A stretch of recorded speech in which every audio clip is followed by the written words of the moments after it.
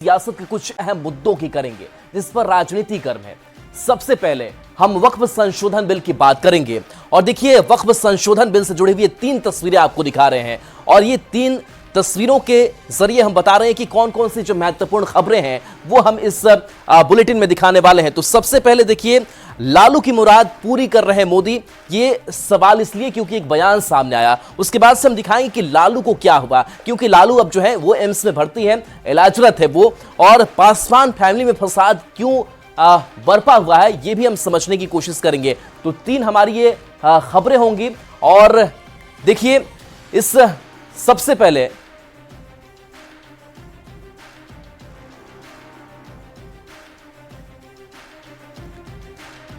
तो देखिए किस तरीके से ये ललन पासवान का बयान सामने आता है और खास करके उस वक्त जब यह बिल पारित होने को लेकर के बहस होती है।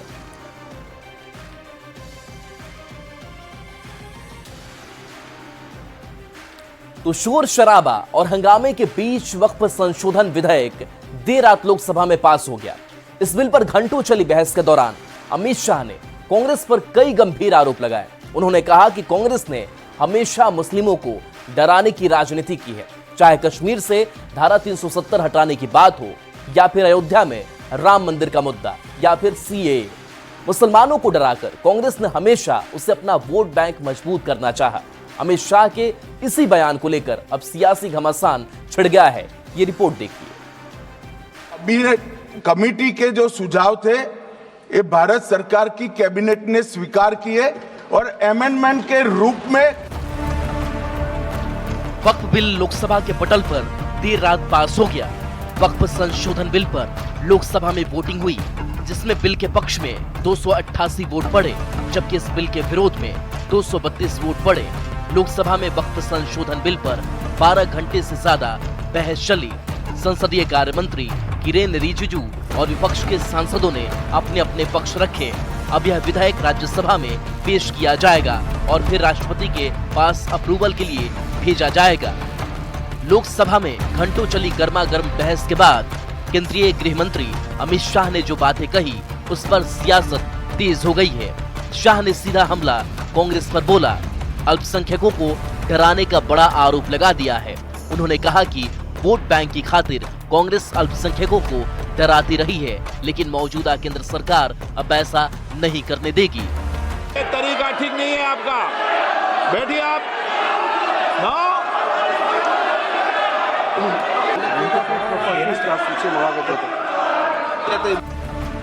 अमित शाह कांग्रेस पर तमाम मुद्दों को अटकाने का आरोप कांग्रेस पर लगाते हुए कहा कि कांग्रेस जम्मू कश्मीर से 370 हटाने को लेकर अल्पसंख्यकों को डराती थी। अयोध्या में राम मंदिर को लेकर भी कांग्रेस ने मुसलमानों को डराया। सीएए को लेकर भी कांग्रेस ने भय पैदा किया। पॉइंट ऑफ ऑर्डर उठाया है, मैं इसके हार्द को सदन के सामने रखना चाहता हूं। भारत सरकार की कैबिनेट ने इस बारे में एक बिल अप्रूव कर सदन के सामने रखा। आपके द्वारा ये बिल जॉइंट पार्लियामेंट्री कमेटी को दिया गया जिसका विपक्ष का भी बड़ा आग्रह था। कमेटी ने इस पर सुविचारित रूप से अपना मत प्रकट किया। वो जो मत प्रकट हुआ वो मत फिर से कैबिनेट के सामने गया। कमेटी के जो सुझाव थे ये भारत सरकार की कैबिनेट ने स्वीकार किए और अमेंडमेंट के रूप में किरेन रिजिजू जी लेकर आए। ये तभी होता है जब ये ऑफिशियल अमेंडमेंट कैबिनेट की अनुमोदन के बगैर आता है। अमित शाह ने संसद में अपने बयान से कांग्रेस को जमकर घेरा। अल्पसंख्यकों को डराकर वोट बैंक की राजनीति करने का आरोप लगाते हुए शाह ने टूक कह दिया कि अब ऐसा बिल्कुल नहीं होगा। अल्पसंख्यकों के लिए भारत से ज्यादा सुरक्षित देश कोई नहीं है, यहाँ वो गर्व के साथ रहते हैं। अमित शाह के बयान पर आरजेडी ने भी पलटवार किया और अमित शाह पर गंभीर आरोप लगाए। अब संशोधन बिल भले ही लोकसभा में पास सरकार ने करा लिया हो, लेकिन ये संख्या बल पर सरकार के बहुमत से देश नहीं चलेगा, देश सर्वसम्मत से चलेगा। जिस तरह से इसका हर ओर विरोध हो रहा है, अब केंद्रीय गृह मंत्री आदरणीय अमित शाह जी बोल रहे हैं, इस पर सफाई दे रहे हैं। तो जिन लोगों के लिए ये लाया जा रहा है, जिन समुदाय के लिए, अल्पसंख्यक लोग ही विरोध कर रहे हैं इसका। वहीं कांग्रेस ने भी शाह के बयान पर पलटवार किया, कहा कि इस बिल के जरिए केंद्र सरकार की नीयत सबके सामने आ गई है। जब वक्फ अमेंडमेंट बिल में इस प्रकार का प्रावधान है कि जब सरकार द्वारा नामित 2 गैर मुस्लिम सदस्य उसमें हो सकते हैं, जबकि श्राइन बोर्ड में ऐसा नहीं है जम्मू कश्मीर के, जबकि केरला के देवोत्थान कमेटी में ऐसा नहीं है, वहां कोई गैर हिंदू मेंबर नहीं हो सकता है, तो आखिर वक्फ बोर्ड में इस प्रकार का प्रावधान निहित करने का क्या आशय है?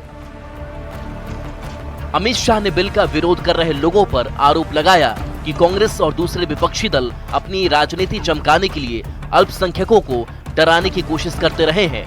लोकसभा से वक्फ संशोधन बिल पास होने पर सत्तारूढ़ एनडीए ने इसे अल्पसंख्यकों के लिए लाभकारी बताया।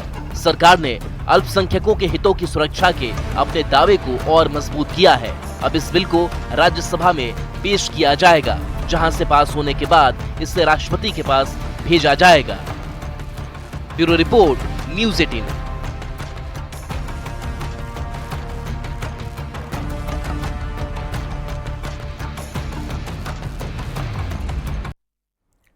तो संसद से लेकर सड़क तक हंगामे के बाद आखिरकार वक्फ विधेयक देर रात लोकसभा में पास हो गया। बिल पर चर्चा के दौरान केंद्रीय गृह मंत्री अमित शाह ने आरजेडी सुप्रीमो लालू प्रसाद के बयान का जिक्र करते हुए विपक्ष पर जमकर निशाना साधा, जिसमें लालू प्रसाद ने 2013 में वक्फ की संपत्तियों के दुरुपयोग के लिए कड़ा कानून लाने की मांग की थी। अमित शाह ने कहा कि लालू प्रसाद की इच्छा को अब मोदी जी पूरा कर रहे हैं। शाह के इस बयान के बाद दिल्ली से लेकर पटना तक राजनीति गर्मा गई है। ये रिपोर्ट देखिए। कमेटी के जो सुझाव थे, ये भारत सरकार की कैबिनेट ने स्वीकार किए। पहला मूल उद्देश्य है कि संविधान को कमजोर करना, टू डाइल्यूट द कॉन्स्टिट्यूशन।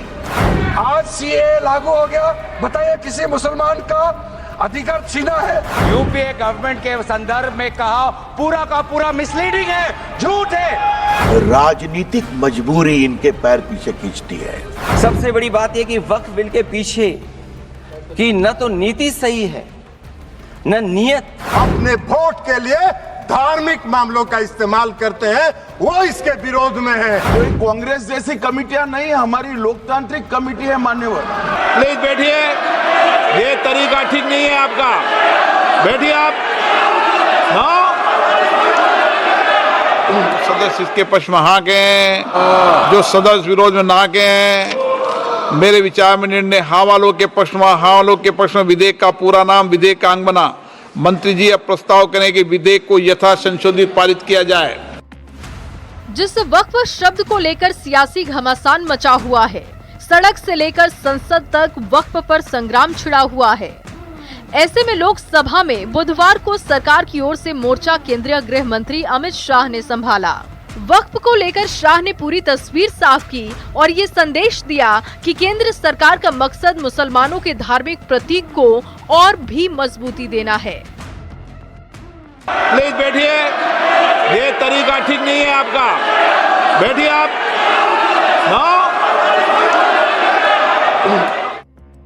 वक्फ संशोधन बिल लोकसभा में पेश होने के बाद तकरीबन 10 घंटे तक जोरदार और गर्मागर्म बहस हुई। वक्फ संशोधन बिल लोकसभा में पेश होने के बाद तकरीबन 10 घंटे तक जोरदार और गर्मागर्म बहस हुई। प्लीज बैठिए, ये तरीका ठीक नहीं है आपका। बैठिए आप।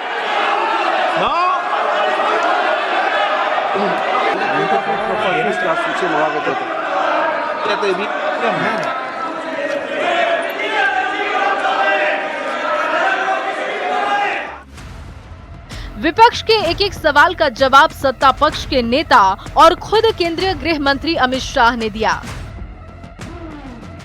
कहा वक्फ के खिलाफ भ्रम फैलाया गया, कई सदस्यों के मन में वक्फ बिल पर भ्रांतियां हैं जिसे दूर किया जाएगा। अमित शाह ने सदन में लालू प्रसाद के वायरल पुराने वीडियो का जिक्र करते हुए कहा कि 15 साल पहले खुद लालू प्रसाद इस कानून को चाहते थे। अब लालू जी की इच्छा मोदी जी पूरी कर रहे हैं। लालू प्रसाद की इच्छा इन्होंने तो पूरी नहीं की, नरेंद्र मोदी जी ने पूरी कर दी। ये लालू जी ने कहा था एक कड़ा कानून लाइए। जब 2013 का अमेंडमेंट आया, मैं लालू जी का तो पूरा पढ़ना चाहता हूँ, बाकी सदस्यों का सिर्फ टोकन पढ़ूंगा। लालू जी ने क्या कहा? माननीय सदस्यों ने अपनी बातों को यहाँ रखा, मैं उसका समर्थन करता हूँ। आप देखिए, सारी जमीनें हड़प ली गई है, चाहे सरकारी हो या गैर सरकारी। वक्फ बोर्ड में जो काम करने वाले लोग हैं, उनके द्वारा सारी प्राइम लैंड को बेच दिया गया है। पटना में ही डाक बंगले की जितनी प्रॉपर्टी थी, सब पर अपार्टमेंट बन गए। इस तरह की काफी लूट खसोट हुई है। हम संशोधन विधेयक तो आपको अंत में लाए हैं, समर्थन करते हैं, लेकिन मैं चाहता हूं कि भविष्य में आप कड़ा कानून लाइए। अमित शाह ने लालू प्रसाद के जिस बयान का जिक्र सदन में किया, वो बयान भी लालू प्रसाद का सुनवाते हैं। ये बयान आरजेडी अध्यक्ष का 7 मई 2010 को लोकसभा में दिया गया था, जो इन दिनों वायरल हो रहा है। कानून बनाना चाहिए बहुत कड़ा। सारी जमीनें हड़प ली गई है, चाहे सरकारी हो या गैर, उसमें जो काम करने वाले लोग हैं सब बेच दिया है। प्राइम लैंड, ऐसा नहीं है कि कोई खेती वाली जमीन है। पटना के डाक बंगला पर जितनी प्रॉपर्टी थी, ये सब पर अपार्टमेंट बन गया, सब लोगों ने लूट लाट किया है। आगे से खैर आप तो लाइए, इसको पास हम लोग कर देते हैं संशोधन आपका, लेकिन आगे से कड़ाई के साथ जो भी बल्लियां बना रहे हैं। केंद्र सरकार ने बुधवार को लोकसभा में वक्फ संशोधन विधेयक पेश किया। इस बिल पर चर्चा के दौरान ऐसे कई मौके भी आए जब सदन में गहमा गहमी बढ़ गई। ये तरीका ठीक नहीं है आपका, बैठिए आप। हालांकि सरकार की ओर से शाह ने बिल का मकसद साफ कर दिया। सरकार का मकसद वक्फ संशोधन बिल को लेकर क्या है, इसे विस्तार से गृह मंत्री अमित शाह ने समझाया। बताया कि इस बिल का मकसद क्या है। वक्फ संपत्तियों के मैनेजमेंट में पारदर्शिता लाना, वक्फ की संपत्ति पर अवैध कब्जे को रोकना, वक्फ के कामकाज को सरल बनाना, अतिक्रमण वाली जमीन को खाली कराना। वैसे बीते दिन आपने देखा कि लोकसभा में देर रात तक बहस चली, उसके बाद से सर्वसम्मत से यह बिल पास हो गया, वोटिंग हुआ। वोटिंग का भी परिणाम क्या है, जो गणित है लोकसभा का, वह भी समझा जा सकता है। आपको उच्च सदन में, राज्यसभा में भी जो गणित है, उसमें भी 9 सीट अभी रिक्त है। बावजूद इसके जो मेजॉरिटी में आपको एनडीए है, तो राज्यसभा में भी कहीं कोई विवाद नहीं है। राज्यसभा में भी यह जो उम्मीद, जो वक्त संशोधन विधेयक है, वह पास हो जाएगा, उसमें भी कहीं कोई दो मत नहीं है। गृह मंत्री अमित शाह ने इस दौरान कहा, वक्फ शब्द का अर्थ अल्लाह के नाम पर संपत्ति का दान है। वक्फ परिषद और वक्फ बोर्ड 1995 से है, लेकिन वोट बैंक के लिए विपक्ष वक्फ बिल का विरोध कर रहा है। शाह ने कहा कि कांग्रेस अब तक सिर्फ मुसलमानों को वोट बैंक की खातिर डराती रही है। ये लोग तो देश को तोड़ डालेंगे, पर वक्फ से जुड़ा ये कानून बिल्कुल साफ है। इसमें कोई भी गैर मुस्लिम शामिल नहीं होगा, जैसा भ्रम विपक्ष देश में फैला रहा है। माननीय सदस्य ने जो पॉइंट ऑफ ऑर्डर उठाया है, मैं इसके हार्द को सदन के सामने रखना चाहता हूं। भारत सरकार की कैबिनेट ने इस बारे में एक बिल अप्रूव कर सदन के सामने रखा। आपके द्वारा ये बिल जॉइंट पार्लियामेंट्री कमेटी को दिया गया, जिसका विपक्ष का भी बड़ा आग्रह था। कमेटी ने इस पर सुविचारित रूप से अमित शाह ने कहा है कि वक्फ की आय लगातार गिरती जा रही है, जिसके माध्यम से अल्पसंख्यकों के लिए विकास करना है और उन्हें आगे बढ़ाना है। वक्फ का जो पैसा चोरी होता है, उसे वक्फ बिल और परिषद जो है बचाने का काम करेगी।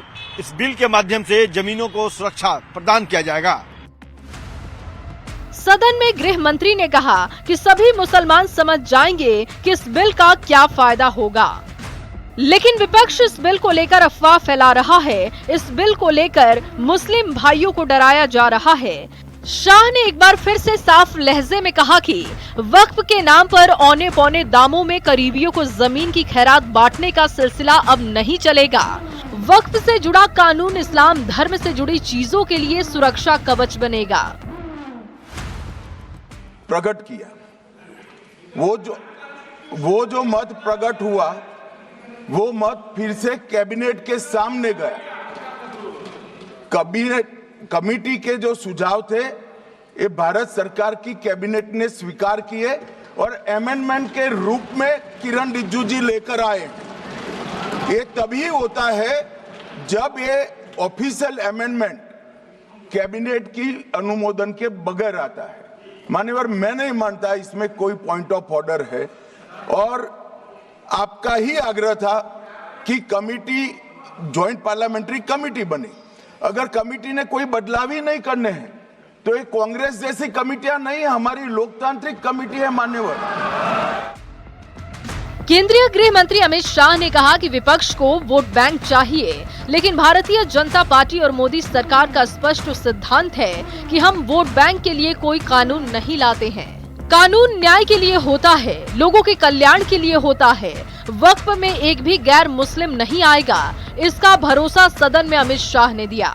साफ साफ कह दिया कि इस कानून में ऐसा कोई प्रावधान नहीं है जिसे लेकर विपक्ष भ्रम फैला रहा है। वक्फ की संपत्तियां बेचने वालों को पकड़कर सरकार नए संशोधित कानून के तहत बाहर भी निकालेगी। वक्फ संशोधन बिल पर अफवाह और सच का पोस्टमार्टम करते हुए सरकार की ओर से साफ किया गया कि जो अफवाह फैलाई गई कि वक्फ की संपत्तियां सरकार ले लेगी, उसमें सच्चाई नहीं है। सारी संपत्तियां वक्फ की ही रहेंगी। विपक्ष भी ये भ्रम फैला रहा है कि वक्फ गैर मुस्लिमों के हवाले हो जाएगा, पर ऐसा नहीं होगा। इसमें मुस्लिमों के हर वर्ग का प्रतिनिधित्व होगा। वैसे लोकसभा में वक्फ बिल पास होने पर राज्यसभा से भी इसे पास कराना होगा। संख्या बल के आधार पर संसद के ऊपरी सदन में भी इस बिल के पास होने की पूरी उम्मीद है, क्योंकि बीजेपी और सहयोगी दलों की संख्या 121 है, जबकि विपक्ष की संख्या यहां 115 है। जाहिर है कि वक्फ पर राज्यसभा से भी हरी झंडी सरकार को मिल जाएगी। विपक्ष को सरकार ने दो टूक कह दिया है, साफ संदेश दे दिया है। अब देखना होगा जो लोग वक्फ संशोधन बिल का विरोध कर रहे हैं, संसद से पास होने के बाद उनके पास क्या रास्ता बचता है। Bureau report, news 18।